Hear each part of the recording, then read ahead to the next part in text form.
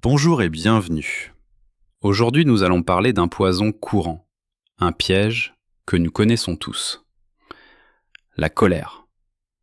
Elle surgit vite, elle parle fort, elle donne l'impression d'être puissante, d'avoir raison, de tout dominer. Mais en réalité, elle est souvent une faiblesse, déguisée en force. Quand on est en colère, on croit qu'on agit, mais souvent, on subit. On croit qu'on s'affirme, mais en vérité, on se perd. La colère nous pousse à dire ce qu'on ne pense pas, à faire ce qu'on regrettera, à blesser ce qu'on voulait protéger. Elle prend le contrôle. Et pendant ce temps, nous, on le perd. Les stoïciens l'avaient compris depuis longtemps. Ils disaient « Celui qui se maîtrise est plus fort que celui qui conquiert une ville ».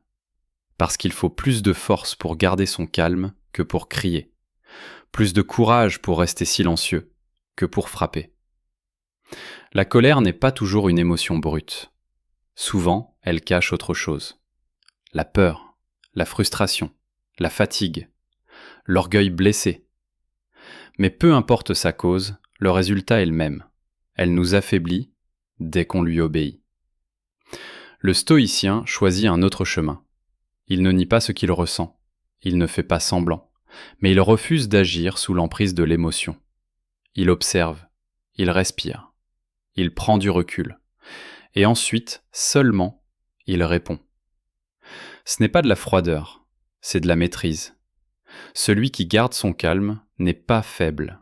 Il est libre. Libre de ses impulsions, libre de ses réactions, libre du regard des autres. Et cette liberté-là, c'est la plus grande des forces. Quand tu refuses de répondre à la colère par la colère, tu ne perds pas, tu gagnes. Tu gardes ta paix, ta clarté, ta dignité. Et parfois, ce silence fait bien plus d'effet qu'un cri. La colère impressionne sur le moment, mais le calme impressionne plus longtemps. Merci d'avoir écouté cette réflexion. Si elle vous a parlé, abonnez-vous à la chaîne. Et souvenez-vous, la vraie force, ce n'est pas d'exploser, c'est de ne pas en avoir besoin.